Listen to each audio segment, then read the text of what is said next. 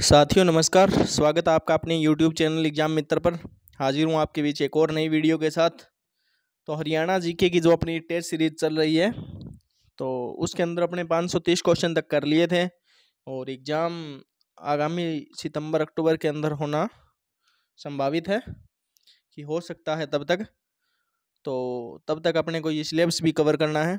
तो कल जाते जाते आपसे एक क्वेश्चन पूछा था कि जो गुजरी महल है वो कहाँ स्थित है। तो गुजरी महल स्थित है जी हिसार के अंदर। उसका जो सही उत्तर है वो होगा हिसार।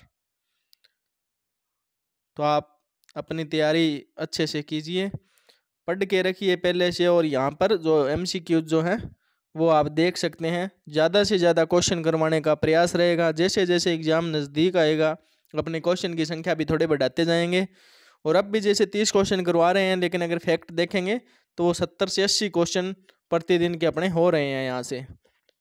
तो चलिए शुरू करते हैं 531 नंबर क्वेश्चन से कि महाभारत में कितने अक्षौणी सेना है वो समाप्त हुई थी।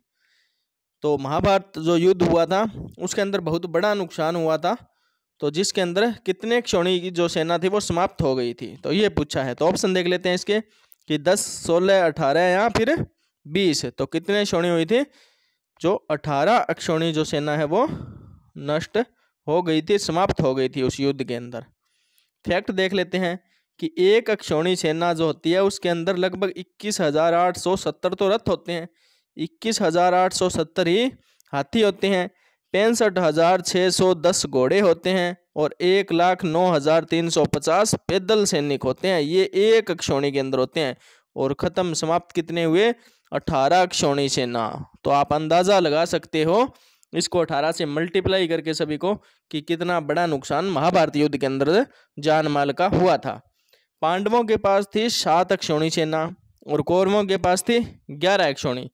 तो कुल 18 अक्षौणी जो सेना थी वो उसके अंदर समाप्त होती है। युद्ध में कुल 18 अक्षौणी सेनाओं का विनाश हुआ। महाभारत युद्ध 18 दिन चला और हर दिन एक अक्षौणी जो सेना है वो समाप्त हो जाती थी।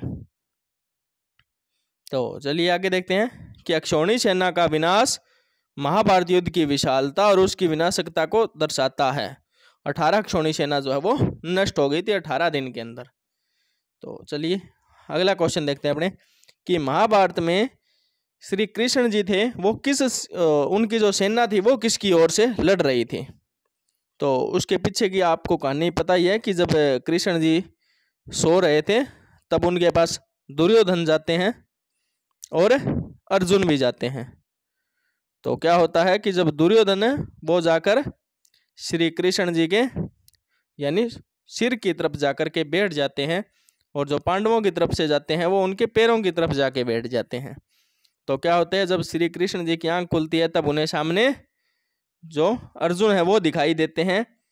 दुर्योधन जो अपने सिर के पास उनके बैठे होते हैं वो दिखाई नहीं देते हैं, लेकिन दुर्योधन कहते हैं कि पहले जो है वो मैं आया हूँ उनसे, तो आप पहले मेरी सुने। तब कृष्ण जी बोलते हैं कि एक साइड तो मैं लड़ूंगा और दूसरी तरफ से मेरी सेना लड़ेगी, तो आपकी इच्छा है, आप दोनों में से किसे रखना चाहते हैं। तब दुर्योधन क्या करता है, जो सेना है कृष्ण जी की वो मांग लेता है कि जो सेना है उनको हमारी तरफ से लड़वाइए, और जो कृष्ण जी है वो पांडवों की तरफ से। वो भी उसके अंदर बोलते हैं कि मैं शस्त्र जो है वो नहीं उठाऊंगा, ये भी वो शर्त रखते हैं। तो वो अर्जुन के जो सारथी हैं वो बनकर उस युद्ध के अंदर भाग लेते हैं। तो इसमें पूछा है महाभारत में कृष्ण जी की जो सेना है वो किसकी ओर से लड़ी थी? पांडवों की ओर से, कौरवों की ओर से, दोनों की ओर से, या फिर किसी भी ओर से नहीं। तो कृष्ण जी की सेना है वो कौरवों की ओर से लड़ी थी। ऑप्शन बी है वो इसका सही उत्तर है जी। तो अर्जुन और दुर्योधन दोनों ने श्री कृष्ण से सहायता मांगी थी। तो श्री कृष्ण ने अर्जुन को स्वयं अशस्त्र यानी शस्त्र नहीं उठाएंगे वो साथ देने का वचन दिया, और दुर्योधन को अपनी नारायणी जो सेना थी वो दी थी। तो सेना का नाम क्या था श्री कृष्ण जी की? नारायणी सेना। कृष्ण स्वयं पांडवों के सारथी बने। नारायणी सेना ने कौरवों की ओर से युद्ध लड़ा था। यह निर्णय श्री कृष्ण की नीति और धर्म का उदाहरण है, जहाँ से निष्पक्ष रहते हुए उचित मार्ग का समर्थन वो करते हैं। चलिए अगला क्वेश्चन देखते हैं कि महाभारत के अंदर धर्मपुत्र किसे कहा गया है इनमें से। तो अर्जुन, भीष्म, युधिष्ठिर या फिर द्रौपद, किसे कहा गया है? तो युधिष्ठिर को उसके अंदर धर्मपुत्र कहा गया है। क्यों कहा गया है वो भी देख लेते हैं कि युधिष्ठिर धर्मराज कहलाते थे क्योंकि वे धर्मराज यम जो है उनके पुत्र थे। उनकी पूजा जो की थी कुंती ने, तब युधिष्ठिर का जन्म होता है। उन्हें सत्यवादी और धर्मनिष्ठ राजा के रूप में जाना जाता है। जुए में सब कुछ हार जाने के बाद भी उन्होंने धर्म का साथ नहीं छोड़ा था। ये सबसे बड़ी बात है कि उनकी जब विपरीत परिस्थितियां उनके अंदर आई, उनके साथ आई, तब भी उन्होंने धर्म का साथ है, अपने सिद्धांत है वो नहीं छोड़े थे। वे 500 पांडवों में सबसे बड़े थे। युधिष्ठिर के निर्णय और आचरण जो थे वो उन्हें धर्मपुत्र की उपाधि दिलाते हैं। तो चलिए अगला क्वेश्चन अपने देख लेते हैं कि महाभारत में युधिष्ठिर के अतिरिक्त किस और राजा के जुए में राजपाट हारने का वर्णन है।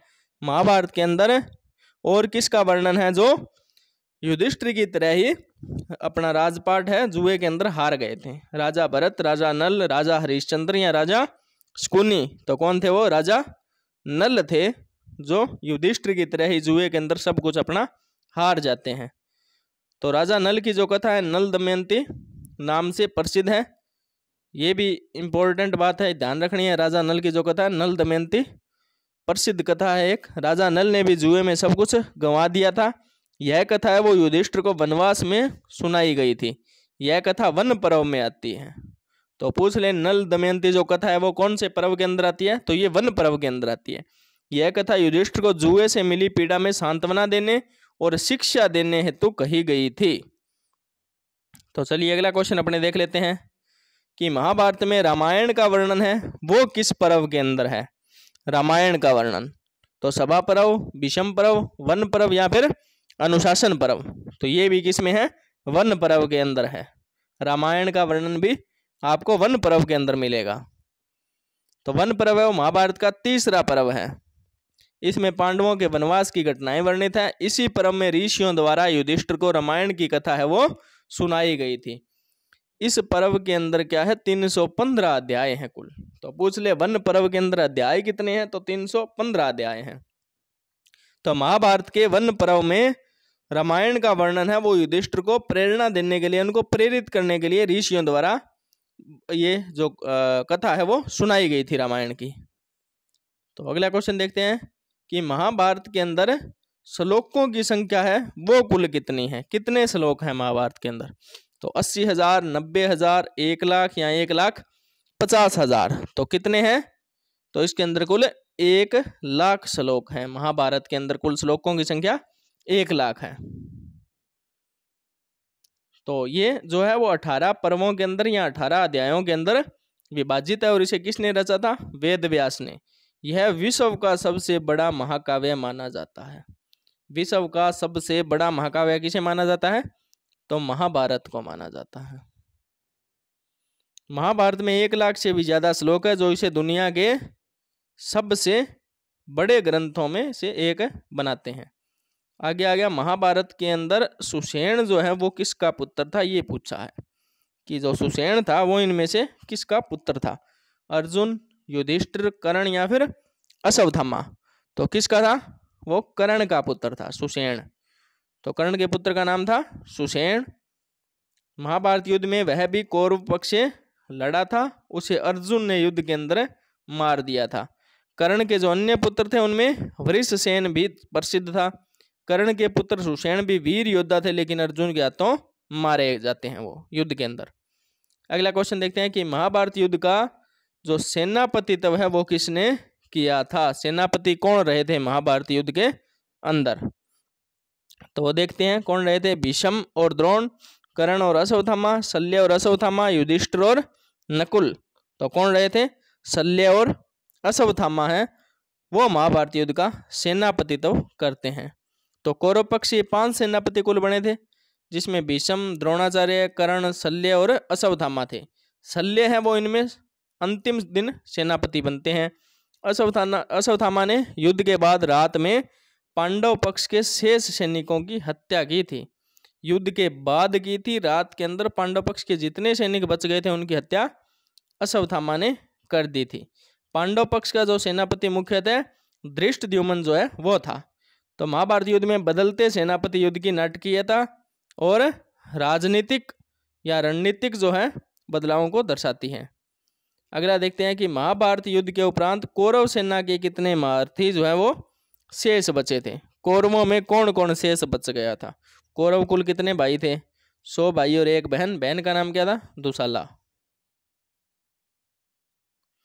तो कितने महारथी शेष बचे थे, 1 2 3 4। तो कितने बचे थे, तो इसका जो सही उत्तर है वो 3। 3 महारथी महाभारत युद्ध के बाद में वो शेष उनमें से बच जाते हैं। तो युद्ध के अंत में कौरव पक्ष से केवल 3 महारथी जीवित बचे, जिसमें एक थे कृपाचार्य, एक थे अश्वत्थामा और एक थे कृतवर्मा। यानी ये सारे जितने भी कौरव पक्ष से लड़े थे, चाहे फिर वो गुरु द्रोण थे, भीष्म थे, जितने भी बड़े बड़े महारथी थे, कर्ण थे, उनमें से उन सब में से कितने महारथी जीवित बचते हैं, तो 3 बचते हैं। एक तो कृपाचार्य, एक अश्वत्थामा और एक कृतवर्मा। इन तीनों ने युद्ध के बाद पांडव पक्ष के शिविर पर आक्रमण किया था। युद्ध के बाद किया था इन तीनों ने। अश्वत्थामा ने उत्तरा के गर्भ में पल रहे अभिमन्यु के पुत्र परीक्षित पर भी ब्रह्मास्त्र छोड़ा था। देखिए अश्वत्थामा ने क्या किया, यानी उत्तरा के गर्भ में अभिमन्यु के पुत्र जो पढ़ रहे थे परीक्षित, उन पर भी ब्रह्मास्त्र छोड़ दिया था युद्ध के बाद। तो भगवान कृष्ण ने उस भ्रूण की उस समय रक्षा की थी। तो तीनों जो बचे महारथी थे उनकी कहानी यह दर्शाती है कि ये युद्ध था वो कितना विध्वंसकारी था कि सिर्फ 3 महारथी कौरव पक्ष से उसके अंदर बचते हैं। तो अगला क्वेश्चन देखते हैं कि महाभारत युद्ध के कौन से दिन पितामह भीष्म है वो सरसैया को प्राप्त हुए थे। तो सरसैया पर यानी बाणों पर कब लेट गए थे, उन्हें कितने जब बाण लगे थे, वो कौन से दिन की बात है, ये पूछा है इसके अंदर। 7वें दिन, 10वें दिन, 12वें दिन या फिर 14वें दिन। तो कुल युद्ध चला था 18 दिन अपने, तो 18 में से 10वें दिन है वो भीष्म पितामह है वो सरसैया को प्राप्त होते हैं। तो क्यों होते हैं, तो 10वें दिन जो अर्जुन है उसने शिखंडी की सहायता से भीष्म को सरसैया पर लिटा दिया था। तो शिखंडी है, उनके सामने वो भीष्म पितामह जो वो बाण नहीं छोड़ते हैं, नहीं चलाते हैं, युद्ध नहीं करते हैं, कोई भी शस्त्र नहीं उठाते हैं, इसलिए अर्जुन है उन पर तीरों की बौछार करता है और उन्हें सरसैया पर लिटा दिया जाता है। तो भीष्म जो थे वो इच्छा मृत्यु वाले थे, उनको वरदान था ये कि जब तक उनकी इच्छा है वो तभी मृत्यु जो है मरेंगे, वो उनको ये वरदान प्राप्त था। वे उत्तरायण आने तक जीवित रहे। सरसैया पर लेटे हुए भी उन्होंने युधिष्ठिर को धर्म उपदेश दिया। तो भीष्म का जो पतन है वो युद्ध की नैतिकता और धर्म के संघर्ष का प्रतीक माना जाता है। तो अगला क्वेश्चन देखते हैं कि महाभारत युद्ध के दौरान कौरव सेना में कितने अध्यक्ष या सेनापति बनाए गए थे। अपने पीछे पढ़ गए हैं किन किन को बनाया था, तो कितने बनाए गए, 3 4 5 या 6। तो कितने बनाए गए थे, 5 बनाए गए थे। पीछे पढ़ गए थे अपने किस किस को बनाया था, भीष्म को बनाया था, गुरु द्रोण को बनाया था, कर्ण थे, शल्य भी थे और अश्वत्थामा बने थे। शल्य जो है वो अंतिम दिन बने थे। तो देख लेते हैं फैक्ट।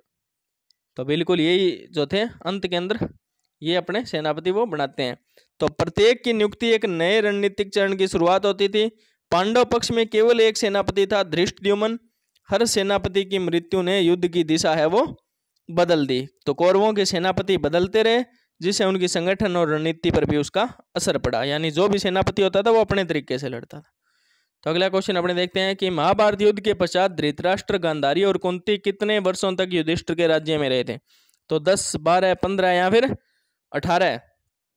तो बिल्कुल ये जो टिक लगाई हुआ है इसके तो कि 15 वर्ष तक वे जो है युधिष्ठिर के राज्य के अंदर रहे थे। कौन कौन, धृतराष्ट्र, गांधारी और कुंती। तो धृतराष्ट्र और गांधारी थे वो कौरव पक्ष थे। दुर्योधन के माता पिता थे दोनों, धृतराष्ट्र और गांधारी। धृतराष्ट्र तो उनको आंखों दिखाई नहीं देता था और इन्होंने भी काफी समय तक अपनी आंखों पर पट्टियां बांध के रखी थी। और कुंती है वो पांडवों की माता थी। तो ये 15 वर्ष तक युधिष्ठिर के साथ उसके राज्य में रहते हैं। तो युद्ध के बाद तीनों वृद्ध जो आश्रित जीवन यहाँ पर बिताते हैं। बाद में वे वनवास चले जाते हैं और वहीं मृत्यु को प्राप्त हुए। युधिष्ठिर ने उनका पूरा सम्मान किया और गांधारी ने युद्ध के बाद सबके लिए शोक मनाया था। युद्ध के बाद जीवन में शांति और त्याग की भावना इन पात्रों में दिखाई देती है कि आपस में लड़े थे सारे, लेकिन फिर भी अंत के अंदर क्या है, वो एक ही राज्य के अंदर रहते भी हैं। तो महाभारत युद्ध में अर्जुन का सारथी कौन था, नकुल, युधिष्ठिर, श्री कृष्ण या फिर धृष्टद्युम्न। तो कौन थे अर्जुन के साक्षी? श्री कृष्ण। श्री कृष्ण जी अर्जुन के सारथी बनकर युद्ध के अंदर भाग लेते हैं। गीता का उपदेश भी देते हैं वो अर्जुन को। उन्होंने शस्त्र नहीं उठाने की प्रतिज्ञा भी ली थी। युद्ध के निर्णायक क्षणों के अंदर उन्होंने अर्जुन को मार्गदर्शन भी दिया था। और गीता का उपदेश सफलता वो था कुरुक्षेत्र। तो कृष्ण के सारथी बनने से यह स्पष्ट होता है कि मार्गदर्शन और नीति जो है वो ही युद्ध है जितवाते हैं। तो अगला क्वेश्चन देखते हैं कि महाभारत युद्ध में कर्ण का सारथी है वो कौन था? कर्ण भी महान योद्धा थे, उनके सारथी कौन थे ये पूछा है। तो कृपाचार्य, शकुनी, शल्य या फिर भीष्म? तो कौन थे? शल्य थे। शल्य थे कर्ण के सारथी। तो कौन थे ये शल्य? ये माद्री के भाई थे और पांडवों के मामा थे। लड़े किसकी तरफ से? कौरवों की तरफ से लड़े थे। दुर्योधन ने चतुराई से उन्हें अपनी ओर कर लिया था।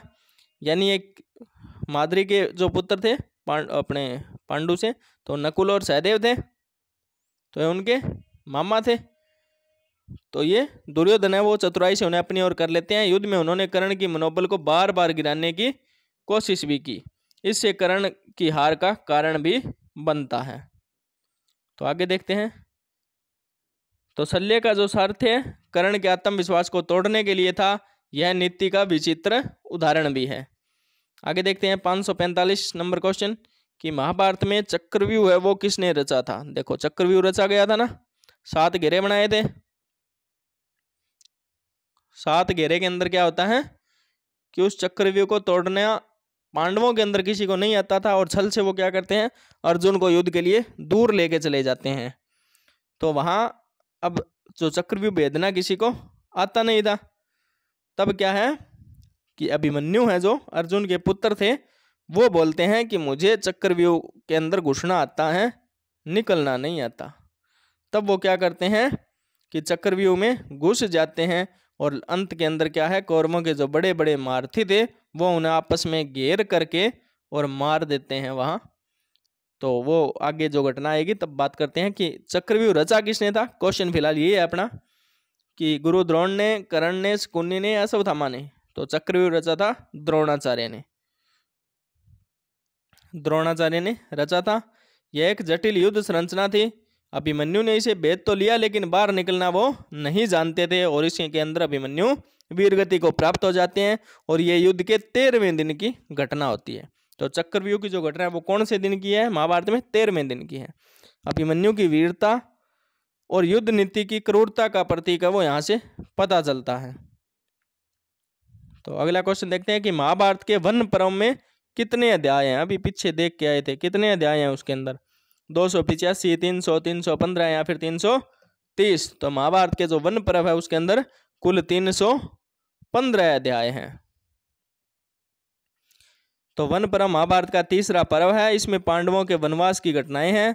इसी के अंदर नल दमयंती की कथा है, कीचक वध है, अर्जुन की दिव्य शास्त्र प्राप्ति है, रामायण का जो है वो भी इसी के अंदर है प्रसंग, वो इसके अंदर आते हैं। यह महाभारत का सबसे लंबा पर्व है। ये भी पूछा जा सकता है महाभारत का सबसे लंबा पर्व है वो कौन सा है? तो वो वन पर्व है। तो 315 अध्यायों वाला वन पर्व महाभारत के गूढ़ शिक्षाओं और कथाओं का भंडार है। तो चलिए अगला क्वेश्चन अपने देखते हैं कि महाभारत में भीष्म पितामह ने कितने दिन युद्ध किया था? तो सरसैया पर कौन से दिन लेटे थे वो? तो वो भी पीछे आया था क्वेश्चन। तो 7, 9, 10 या 13? तो वो कितने दिन लड़े थे? वो लड़े थे कुल 10 दिन। भीष्म पितामह वो युद्ध लड़ते हैं, और ये कौरवों की तरफ से पहले सेनापति थे। 10वें दिन अर्जुन ने शिखंडी के सहयोग से उन्हें सरसैया पर लिटाया। वे इच्छा मृत्यु से युक्त थे, इसलिए तुरंत नहीं मरे हुए। सरसैया पर उन्होंने कई धर्म विषयक उपदेश भी दिए, और भीष्म के 10 दिन का युद्ध उनके अनुभव और धर्म पालन के का जो प्रतीक है। तो आगे देखते हैं कि द्रोणाचार्य की जो मृत्यु है वो महाभारत के किस दिन होती है? तो द्रोणाचार्य की भी एक कहानी है। जब उनका वध किया जाता है तो क्या कहा जाता है कि अश्वत्थामा की झूठी जो मृत्यु की खबर है तो वो उनके सामने फैलाई जाती है। तो पांडवों में सब राजी हो जाते हैं, लेकिन जब बात युधिष्ठिर के पास जाती है तब युधिष्ठिर धर्मराज थे वो बोलते हैं कि मैं झूठ नहीं बोलूँगा किसी भी कीमत पर, युद्ध जीतने के लिए मैं झूठ का सहारा जो है वो नहीं लूँगा। तब क्या होता है कि एक अश्वत्थामा नाम का हाथी होता है। उन्हें बोलते हैं कि आपको ये बोलना है कि अश्वत्थामा मारा गया, आपको ये नहीं बोलना है कि कौन सा अश्वत्थामा मारा गया, हाथी मारा गया या जो गुरु द्रोण के जो पुत्र हैं वो मारे गए, ये आपको नहीं बताना है। तब युधिष्ठिर इस बात के लिए राजी हो जाते हैं और वो बोलते हैं कि अश्वत्थामा मारा गया, जिस पर गुरु द्रोण है वो अपने शस्त्र त्याग देते हैं और बाद में धृष्टद्युम्न द्वारा उनका वध कर दिया जाता है। तो कौन से दिन की अपने घटना है ये, कौन से दिन उनकी मृत्यु होती है? तो 13वें, 14वें, 15वें या 16वें दिन। तो 18 दिन के युद्ध के अंदर गुरु द्रोण की जो मृत्यु है वो 15वें दिन हो जाती है। तो द्रोणाचार्य कौरवों के दूसरे सेनापति थे। देखिए पहले 10 दिन तो कौन थे? भीष्म पितामह। 15वें दिन तक कौन रहे? तो गुरु द्रोण। उसके बाद में लगातार इतना नुकसान हुआ कौरवों को कि उनके काफी सेनापति है वो बदलते रहे थे। तो अश्वत्थामा की झूठी मृत्यु की खबर सुनकर उन्होंने शस्त्र त्याग दिए और धृष्टद्युम्न ने उनका वध कर दिया। यह नीति युद्ध का प्रमुख उदाहरण है। द्रोण की मृत्यु नीति, मोह और कर्तव्य के टकराव को दर्शाती है। यानी पुत्र मोह जो होता है और ये पांडवों की जो नीति थी वो कारगर साबित इसके अंदर होती है। अगला क्वेश्चन देखते हैं कि भगवत गीता किस ग्रंथ का एक भाग है? तो किसका है इनमें से? रामायण का है, वेद, उपनिषद या महाभारत? तो भगवत गीता का जो उदाहरण है वो महाभारत के अंदर आता है। श्री कृष्ण जी कुरुक्षेत्र के अंदर जब अर्जुन को गीता उपदेश देते हैं वो महाभारत युद्ध की बात है। तो गीता जो है वो महाभारत के भीष्म पर्व का हिस्सा है। किस पर्व का हिस्सा है? तो भीष्म पर्व का।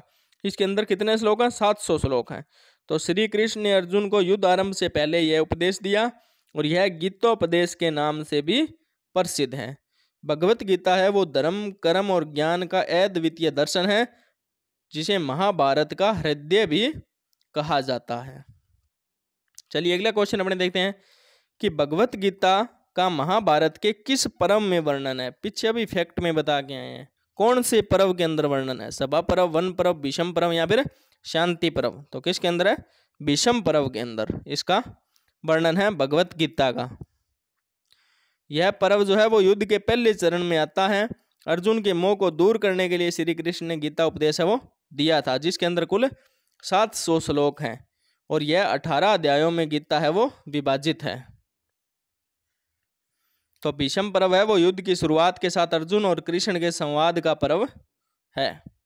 चलिए अगला क्वेश्चन देखते हैं कि द्रौपदी के चीर हरण का जो वर्णन है वो किस पर्व के अंदर आपको देखने को मिलता है? तो वन पर्व, आदि पर्व, सभा पर्व या फिर शांति पर्व? तो देखो सभा चल रही थी, उसी के दौरान ये घटना होती है, तो इसका वर्णन है वो भी सभा पर्व के अंदर किया गया है।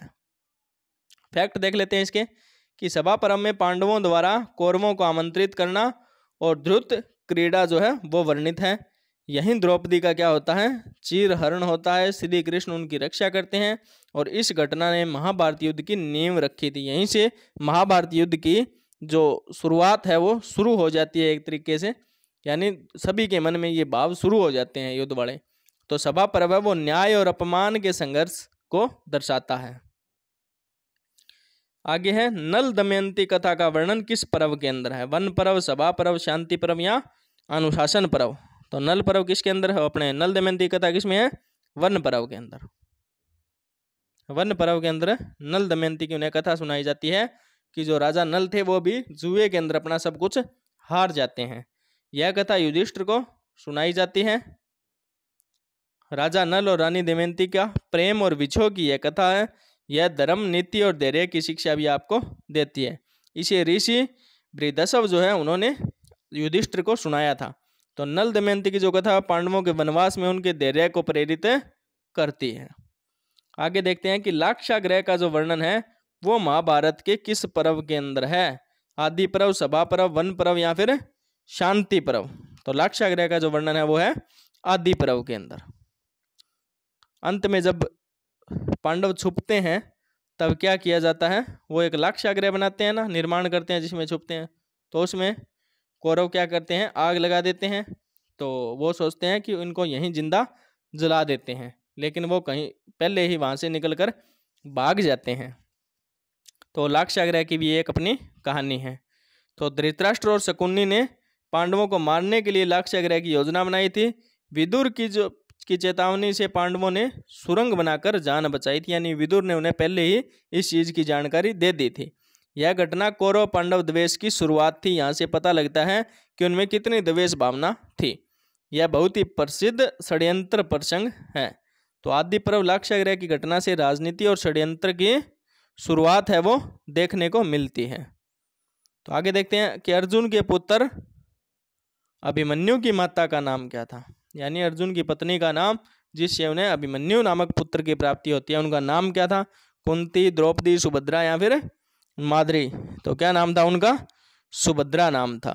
और कौन थी सुभद्रा? ये तो ये भगवान श्री कृष्ण और बलराम, इनकी बहन थी सुभद्रा, जिसके साथ अर्जुन का विवाह होता है। तो अर्जुन ने द्वारका में सुभद्रा से विवाह किया था और सुभद्रा का विवाह वो भागकर हुआ था। उनके पुत्र अभिमन्यु चक्रव्यूह में वीर गति को प्राप्त हो जाते हैं। तो सुभद्रा और अर्जुन के प्रेम विवाह से अभिमन्यु जैसे वीर की उत्पत्ति है वो होती है। आगे देखते हैं अभिमन्यु के पुत्र का नाम क्या था? वृषेण, परीक्षित, जन्मेजय या फिर विराट? तो क्या नाम था? तो उनका नाम था परीक्षित। तो कल पढ़ा था परीक्षित की मृत्यु भी कैसे हुई थी? सांप के डसने से हुई थी। तो ये अभिमन्यु के पुत्र थे परीक्षित, और उनके जो पुत्र थे वो थे जन्मेजय। चलिए आगे देखते हैं फैक्ट इसके कि परीक्षित है वो अभिमन्यु और उत्तरा के पुत्र थे, और अश्वत्थामा के ब्रह्मास्त्र से यह गर्भ के अंदर ही मारे जा रहे थे, लेकिन श्री कृष्ण ने उन्हें पुनर्जीवित कर दिया। परीक्षित के जो पुत्र थे वो जन्मेजय, जिन्होंने महाभारत की कथा सुनी थी, और परीक्षित का जीवित रहना ही महाभारत के वंश का अगला अध्याय शुरू करता है। यानी वो जीवित थे तभी आगे उनके पुत्र होते हैं जन्मेजय, और ये घटना है आगे बढ़ती है। अगला क्वेश्चन अपने देखते हैं कि अर्जुन अज्ञातवास के दौरान क्या काम करते थे? रसोइया, शिकारी, नृत्यकी बनकर नृत्य व गायन सिखाते थे, या फिर राजा के मंत्री थे? तो क्या काम करते थे ये? तो ये नृत्यकी जो थी, नर्तकी बनकर नृत्य व गायन सिखाते थे। तो कहाँ सिखाते थे ये? तो ये अर्जुन ने अज्ञातवास के अंदर बृहन्नला नामक नृत्यकी का रूप धारण किया था। बृहन्नला वो बने थे, और राजा विराट की जो पुत्री थी उत्तर, उनको नृत्य व संगीत है वो सिखाते हैं। उत्तरा नाम था उनका, जिसका विवाह क्या है? अभिमन्यु के साथ बाद में किया जाता है। वो करना अर्जुन के साथ चाहते हैं, लेकिन अर्जुन बोलते हैं कि मैं इसका गुरु हूँ और ये शिष्या है मेरी, तो मैं इसके साथ शादी है नहीं कर सकता, मेरे पुत्र के साथ इसकी शादी कर देते। तो उन्होंने स्त्री वेश इसलिए अपनाया ताकि कोई उनको पहचान ना सके, क्योंकि कौरवों का ये बोल रखा था कौरवों ने कि अंतिम 1 वर्ष के अंदर अगर हमने आपको ढूंढ लिया तो आप दोबारा से जो है वनवास के अंदर चले जाएंगे। तो बृहन्नला नाम से वे अंतपुर के अंदर रहते हैं। अर्जुन का स्त्री रूप अज्ञातवास की चुनौती और उनकी कला का परिचायक भी था। तो अर्जुन के धनुष का नाम क्या था? पिनाक, शारंग, गांडीव या फिर अंजलिक? तो अर्जुन के धनुष का नाम क्या था? गांडीव। अर्जुन का धनुष था, उसका नाम था गांडीव। यह धनुष अर्जुन को वरुण देव से प्राप्त हुआ था। यह अद्वितीय, दिव्य और भारी धनुष था। गांडीव की डोरी खींचना सामान्य योद्धाओं के बस के अंदर नहीं था, और महाभारत युद्ध में अर्जुन ने इसी से युद्ध किया था। तो चलिए आगे देखते हैं कि अर्जुन के शंख का नाम क्या था? तो पांचजन्य, देवदत्त, सुघोष या फिर अनंत विजय? तो क्या नाम था अर्जुन के शंख का? देवदत्त। ऑप्शन बी इसका सही उत्तर है, देवदत्त नाम था। तो अर्जुन ने युद्ध प्रारंभ से पहले देवदत्त शंख बजाया था। यह शंख उनकी वीरता और आत्मविश्वास का प्रतीक भी माना जाता है। तो श्री कृष्ण का शंख है ये पांचजन्य, भीष्म का था वो शंखनाद, और युधिष्ठिर का था अनंत विजय। तो बाकी जो इसके अंदर दे रखे हैं उनका वर्णन भी आ गया। तो जो अर्जुन का था वो देवदत्त, और जो श्री कृष्ण का था वो पांचजन्य, और भीष्म का शंखनाद, और युधिष्ठिर का अनंत विजय। शंखनाद से युद्ध आरंभ की घोषणा होती है। देवदत्त शंख है वो अर्जुन की युद्ध भूमि में उपस्थिति की युद्ध घोषणा करता है। चलिए अगला क्वेश्चन अपने देख लेते हैं कि युधिष्ठिर अज्ञातवास के दौरान क्या काम करते थे? युधिष्ठिर क्या काम करते थे? चरवाहा, मंत्री, ब्राह्मण या राजा विराट को पासा खेलना सिखाते थे? तो क्या काम करते थे युधिष्ठिर? तो ये राजा विराट को पासा खेलना है वो सिखाते थे।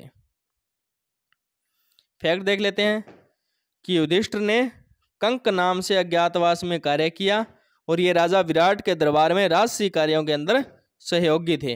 वे ज्योतिष, नीति और चौसर यानी पासा के जानकार माने जाते थे। उन्होंने चौसर में ही अपना सब कुछ जुए में खोया था। किसने? युधिष्ठिर ने। तो अज्ञातवास ने युधिष्ठिर ने शांति से कार्य कर अपनी बुद्धिमत्ता का परिचय दिया था। अगला क्वेश्चन देखते हैं कि अर्जुन को गांडीव जो धनुष है वो किससे प्राप्त हुआ था? इंद्र से, शिव से, वरुण देव से या फिर अग्निदेव से? तो किससे हुआ था? वरुण देव से उन्हें गांडीव धनुष है वो प्राप्त हुआ था। तो अर्जुन के धनुष खंडव वन दहन के समय जो है वो मिला था। अग्निदेव ने खंडव वन जलाने के लिए सहायता मांगी थी। तो अग्नि ने अर्जुन को गांडीव और कृष्ण को सुदर्शन चक्र प्रदान कराया। यह धनुष युद्ध में अत्यंत प्रभावी और तेजस्वी था। तो गांडीव अर्जुन की दिव्यता और देवताओं के सहयोग का प्रत्यक्ष प्रमाण भी है। तो ये थे अपने आज के 30 क्वेश्चन। तो कैसी लगी आपको ये वीडियो? तो कमेंट बॉक्स के अंदर आप ज़रूर बताइएगा। कल जो क्वेश्चन पूछा था गुजरी महल कहाँ स्थित है? तो हिसार के अंदर है। तो आज का जो आपका क्वेश्चन है वो है कि जो वर्धन वंश था, वर्धन वंश, उसका संस्थापक कौन था? उसका नाम बताना है कि वर्धन वंश का संस्थापक कौन था। उसका नाम कमेंट बॉक्स के अंदर आपको बताना है। तो अगर आपको ये वीडियो अच्छी लगी तो आप वीडियो को लाइक कीजिएगा, चैनल को सब्सक्राइब कीजिएगा, शेयर कीजिएगा। तो ऐसी नई वीडियो आपको डेली है इस चैनल के अंदर मिलती रहेगी। और CET आने से पहले पहले आपको जो है अपने टेस्ट सीरीज जो चल रही है उसमें लगभग सिलेबस अपने वो कवर कर लेंगे। प्रयास रहेगा एक बार रिवीजन भी हो जाए। तो साथ के अंदर इंडिया GK की भी अपनी क्लास चल रही है। हिंदी की क्लास भी थोड़े ही अपने टाइम के अंदर शुरू करने जा रहे हैं। जैसे जैसे एग्ज़ाम नज़दीक आएगा तो हिंदी है वो थोड़े टाइम के अंदर अपने कवर कर लेंगे। तो मिलते हैं कल एक और नई वीडियो के साथ। तब तक के लिए जय हिंद, जय भारत।